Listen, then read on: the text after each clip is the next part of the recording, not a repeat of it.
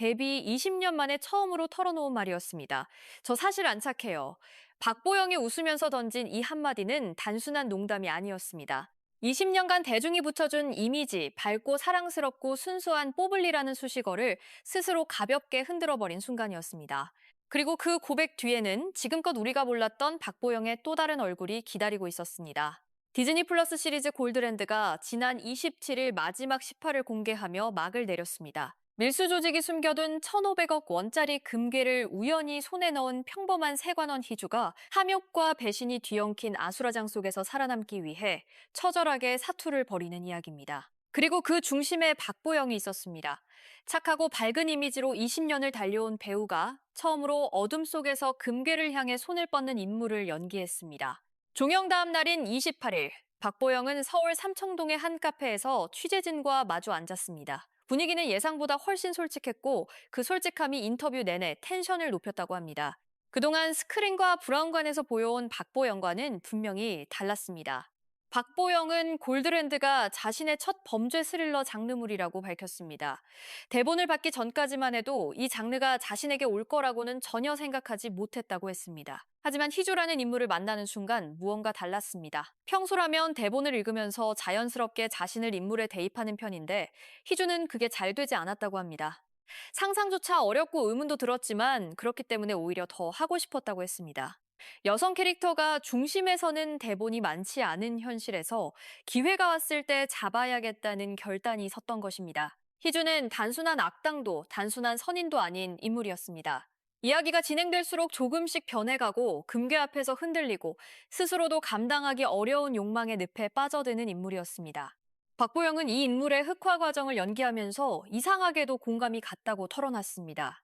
돈이 생기면 하고 싶은 걸 할 수 있다는 생각보다 하기 싫은 걸 하지 않아도 된다는 말이 마음에 와닿았다고 했습니다. 눈앞에 가져도 되는 금괴가 있다면 과연 흔들리지 않을 사람이 몇이나 될까? 희주의 이야기는 사실 우리 모두의 이야기이기도 하다는 것입니다. 작품에서 희주와 함께 금괴를 쫓는 인물 가운데 우기가 있습니다. 어릴 적 같은 동네에서 자란 누나 동생 사이 이상의 관계로 배신하다가도 결국 서로를 위하는 애틋함이 인상적인 캐릭터입니다.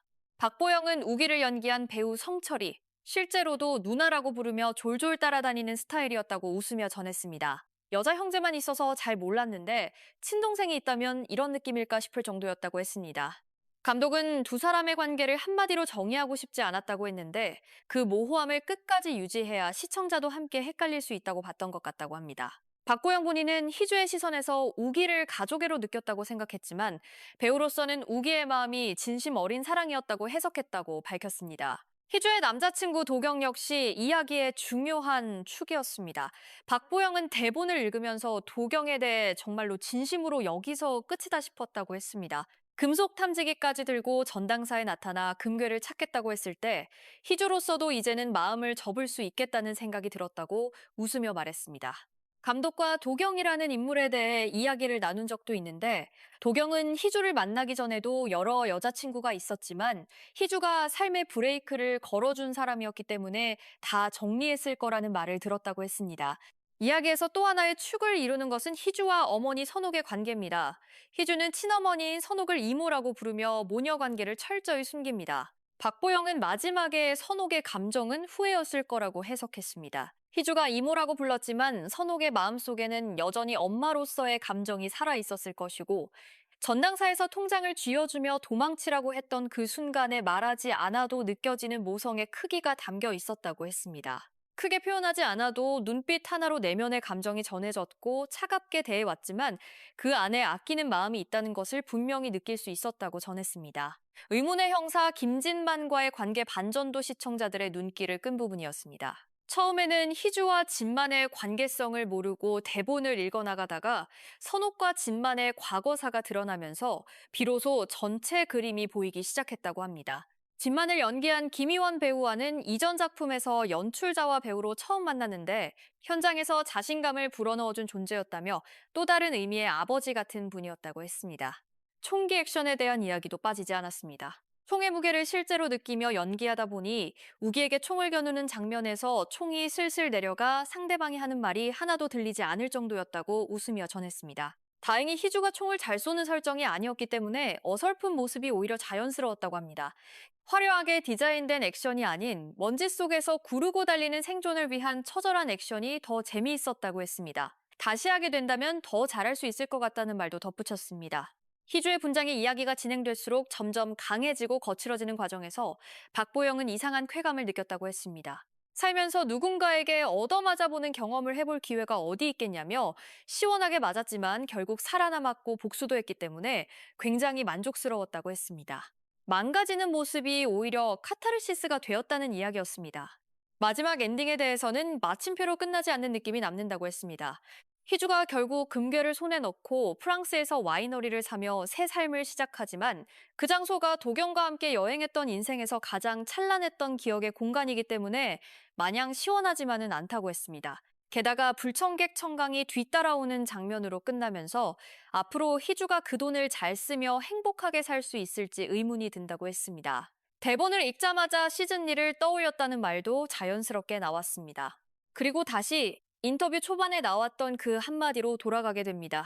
저 사실 안 착해요. 박보영은 대외적으로 금괴가 생기면 돌려주겠다고 말해왔지만 솔직히 조금이라도 취하고 싶지 않겠냐며 웃었습니다. 그 마음이 있었기 때문에 골드랜드를 선택했던 것 같다고 했습니다. 밝고 착한 캐릭터에 계속 갇혀 있다 보면 스스로도 답답해지는 순간이 온다는 것. 그렇기 때문에 의식적으로 다른 색깔의 인물을 갈구하게 된다는 것을 솔직하게 털어놓은 것입니다. 올해는 박보영에게 특별한 해이기도 합니다. 2006년 EBS 청소년 드라마 비밀의 교정에서 아랑이라는 인물로 데뷔한 지 꼭 20년이 되는 해입니다. 20주년을 기념하는 사진전도 진행 중인데 1층에는 현재의 얼굴을, 2층에는 지금까지 촬영했던 대본들을 전시한다고 합니다. 아랑이부터 희주까지 수십 개의 역할을 거쳐온 영상들을 보면서 참 열심히 살았다는 생각이 들었다고 했습니다. 한편으로는 뒤를 어떻게 채울지 막막하기도 했지만 이제는 그보다 기대감이 더 크다고 했습니다. 백상예술대상에서 미지의 서울로 방송부문 최우수 연기상을 수상하는 경사도 있었지만 그 상조차 팬들에게 돌리며 겸손함을 잃지 않았습니다. 골드랜드를 마치고 개인적인 시간을 조금 갖고 싶다는 말도 했습니다.